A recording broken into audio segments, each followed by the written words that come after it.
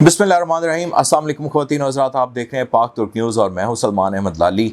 आज बहुत ही अहम प्रेस कॉन्फ्रेंस की गई अफ़वाज पाकिस्तान के तर्जुमान मेजर जनरल बाबर इफ्तिखार की जानिब से, और it was much anticipated press conference.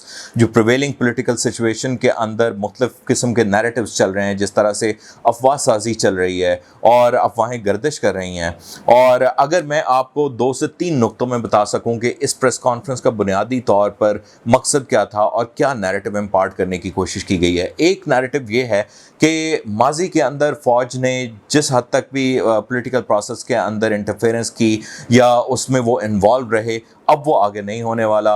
आइंदा अफवाज पाकिस्तान अपनी सिर्फ प्रोफेशनल रिस्पॉन्सिबिलिटीज़ को पूरी करेगी और वो किसी भी तरह से अपने अमल से ये साबित करेंगे कि उनका सियासत से कोई ताल्लुक़ नहीं है। साथ ही साथ उन्होंने ये भी कहा कि फ़ौज कभी भी किसी से रब्ता नहीं करती, हमेशा फ़ौज के साथ रब्ता किया जाता है, आर्मी चीफ़ को अप्रोच करने की कोशिश की जाती है। और प्राइम मिनिस्टर ने भी उन्हें अप्रोच किया था कि भाई आप इसमें कुछ बीच बचाव करें, और ये बदकिस्मती है कि जो मुल्क के पॉलिटिशियंस हैं वो आपस में इंटरेक्ट नहीं करते और फ़ौज को दरमियान में आना पड़ता है। जो पूरी की पूरी इस प्रेस कॉन्फ्रेंस का पैटर्न था, वो पैटर्न वैसे ही था जैसा कि इस तरह के प्रेस कॉन्फ्रेंसेस का हमेशा होता है। सबसे पहले ऑपरेशनल चीज़ों के ऊपर बात की जाती है, नेशनल सिक्योरिटी के हवाले से बात की जाती है, इंटरनल एंड एक्सटर्नल सिचुएशन के ऊपर बात की जाती है, और उसके बाद सवाल और जवाब होते हैं। लेकिन जैसे ही प्रेस कॉन्फ्रेंस का आगाज़ होता है, उन्होंने कहा कि जी हम आज जो प्रोफेशनल मामला हैं उन पर बात करेंगे, और उसके बाद आई नो आपके बहुत सारे क्वेश्चंस हैं, आप मुझसे कोई भी क्वेश्चन पूछ सकते हैं। और समझदार के लिए इशारा ही काफ़ी होता है। जो क्वेश्चंस पूछे जाने थे उनमें majority of the questions were about politics. And the irony of this whole situation is कि एक तरफ फ़ौज अपने आप को सियासत से बिल्कुल अलग करना चाहती है, लेकिन क्वेश्चंस जो थे ज़्यादा से ज़्यादा वो उनसे सियासत के बारे में पूछे गए। तो it explains the whole situation के पाकिस्तान के अंदर लोग क्या सोचते हैं, क्या समझते हैं और तासुर क्या पाया जाता है, एक चीज़। दूसरी जो अहम बात इस हवाले से की गई वो ये है कि नेशनल सिक्योरिटी काउंसिल के अंदर जो इजलास हुआ, उन्होंने सजेस्ट किया कि वो क्लासिफाइड डिस्कशन है, इवन मुझे भी इल्म नहीं है कि उसमें क्या डिस्कशन हुई। अब ये जो करंट गवर्नमेंट है वो अगर उसे डी क्लासीफाई करना चाहे, उसके मिनट्स रिकॉर्डेड हैं, उसे डी क्लासीफाई करवा सकती है, और उसमें जो अफवाज पाकिस्तान और इंटेलिजेंस एजेंसीज़ का मौक़िफ़ है वो आवाम के सामने आ सकता है। ये दूसरा अहम तरीन पॉइंट है।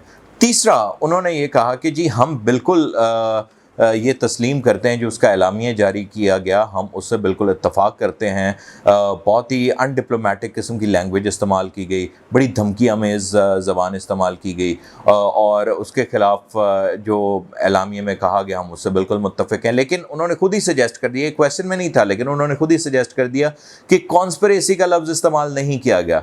It means he wanted to suggest कि देयर वाज नो कॉन्स्पिरेसी, जैसा कि इमरान खान साहब दावा करते नज़र आते हैं अपने सियासी जलसों में भी और एल्सवेयर, और उनके जो पॉलिटिकल एलाइज़ हैं जो उनकी पार्टी में उनके साथ शामिल लोग हैं, और ओवरऑल सोशल मीडिया के ऊपर भी नैरेटिव ये है कि पाकिस्तान की हुकूमत यानी जनाब इमरान खान साहब की हुकूमत जो है उसके ख़िलाफ़ अमरीका की जानिब से साजिश की गई। अच्छा, ये दूसरा बहुत ही इंटरेस्टिंग पॉइंट है।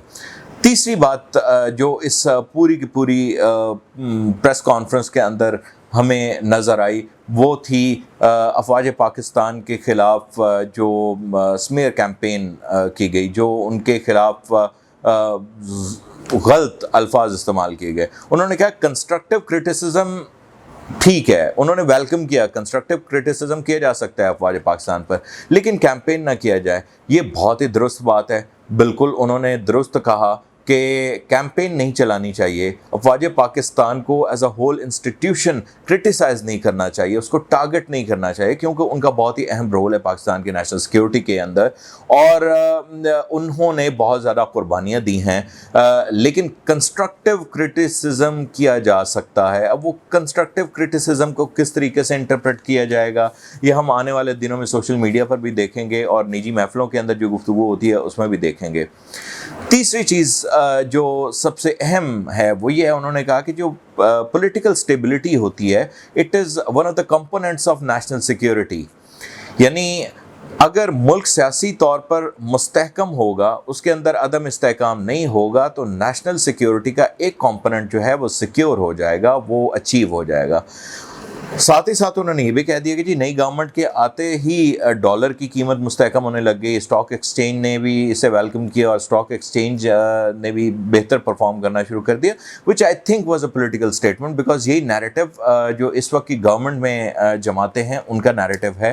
تو بہرحال اس حوالے سے بہت سارے سوال کیے جا رہے ہیں اور اس حوالے سے سوال کیے جاتے رہیں گے، اور بہت سے لوگوں نے اس کے اوپر اپنی رائے کا اظہار بھی کیا ہے ٹویٹر کے اوپر کہ کیا واقعی فوج ہمیشہ کے لیے اے پولیٹیکل ہونے جا رہی ہے۔ اگر یہ ہونے جا رہا ہے تو میرے خیال میں اس سے بڑی اور اس سے بہترین خبر پاکستان کے لیے کوئی نہیں ہو سکتی، کیونکہ جب تک سیاسی جو عمل ہے اس میں تسلسل نہیں ہوگا، جب اس کے اندر استحکام نہیں آئے گا، جب تک عوام کا اعتماد جمہوری اداروں کے اوپر مضبوط نہیں ہوگا، تب تک پاکستان آگے نہیں بڑھ سکتا۔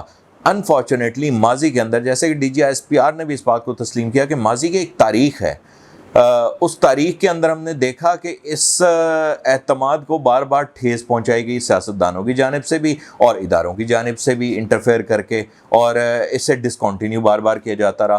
دیکھنا آگے یہ ہے کہ آنے والے دنوں کے اندر عوام اس سارے کے سارے نیریٹو کو کس طریقے سے جو ہے وہ لیتی ہے، وہ کیا اسے تسلیم کرتی ہے، کیا عمران خان صاحب کا کانسپریسی کا جو نیریٹو ہے وہ اس پر یقین کرتی ہے، یا اس پریس کانفرنس کے اندر جن چیزوں کو ایکسپلین کیا گیا ہے اس کو نیریٹو مانتی ہے۔ بہرحال یہ بڑی ہی ایک دلچسپ صورتحال پیدا ہوگی ہے پاکستان کی سیاست میں، اور آنے والے دنوں میں ہم اس کے نتائج بھی دیکھیں گے۔